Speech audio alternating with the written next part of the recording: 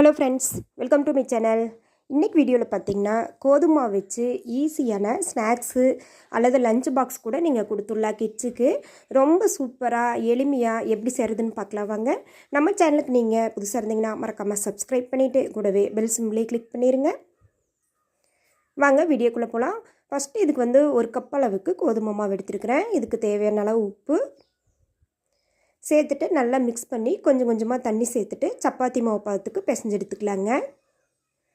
கூடவே ஒரு டீஸ்பூன் ஆயிலும் சேர்த்துட்டு நல்லா சப்பாத்தி மாவு பதத்துக்கு பிசைஞ்சிருவோம். பாருங்கள், இந்தளவுக்கு மாவு சாஃப்டாக இருக்கணும். அதில் நம்ம இது போல் ஒரு பெரிய பால்ஸ் எடுத்து சப்பாத்தி கட்டையில் வச்சு திரட்டிக்கலாங்க. கொஞ்சமாக மாவு இல்லாட்டி ஆயில் சேர்த்து திரட்டிக்கோங்க. இது போல் திரட்டிட்டு நம்ம ஒரு சின்ன மூடி, அதாவது வாட்டர் பாட்டில் மூடி இல்லை அதை விட கொஞ்சம் பெரிய சைஸாக மூடியாக எடுத்துக்கோங்க. எடுத்துகிட்டு நம்மளுக்கு விருப்பப்பட்ட ஷேப் நம்ம தயார் பண்ணிக்கலாங்க. பாருங்கள், இது போல் ரவுண்ட் ஷேப்பில் நம்ம கட் பண்ணி எடுத்துக்கலாம். கட் பண்ணி எடுத்துகிட்டு மிச்சமாகவே இது போல் நம்ம திரட்டிக்கலாங்க. பாருங்கள், இது போல் மூடி வச்சு ப்ரெஸ் பண்ணிங்கன்னா அழகாக உங்களுக்கு ஒரு ஷேப் கிடைக்கும். இதை எடுத்துகிட்டு பாருங்கள், சென்டரில் ஜாயின் பண்ணி விட்டுடலாம். விட்டுட்டு 2 விரலால் வச்சு நம்ம ஒரு ஹோல்ஸ் மாதிரி போட்டோம்னா இந்த ஒரு டிசைன் நம்மளுக்கு கிடச்சிரும். இது போல் நான் எல்லாத்தையுமே ரெடி பண்ணிட்டேன். இப்போ அடுப்பில் பாருங்கள், கடாயில் ஒரு 1/2 லிட்டர் அளவுக்கு தண்ணி, கொஞ்சமாக உப்பு, ஒரு டீஸ்பூன் ஆயில் சேர்த்து நல்லா கொதிக்கணும். கொதித்து பிறகு நம்ம ரெடி பண்ணி வச்சுருக்கிற பாஸ்தாக்களை இதில் சேர்த்துக்கலாம். சேர்த்துட்டு பாருங்கள், நல்லா கொதிச்சு ஒரு 10 நிமிஷம் கொதிச்சா போதும். அதுக்கப்புறம் நம்ம தட்டுக்கு எடுத்து மாற்றி வச்சிடலாங்க.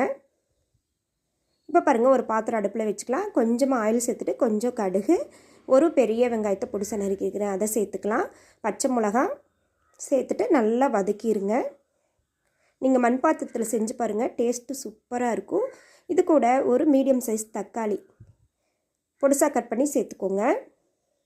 நல்லா தக்காளி விதங்கின பிறகு இது கூட பாருங்கள் கொஞ்சமாக மஞ்சள் தூள், 1/2 டீஸ்பூன் மிளகாய்த்தூள், இந்த மசாலாவுக்கு மட்டும் தேவையான அளவு உப்பு, 1/2 டீஸ்பூன் அளவுக்கு கரம் மசாலா சேர்த்துட்டு நல்லா வதக்கி விட்டுருவோம்.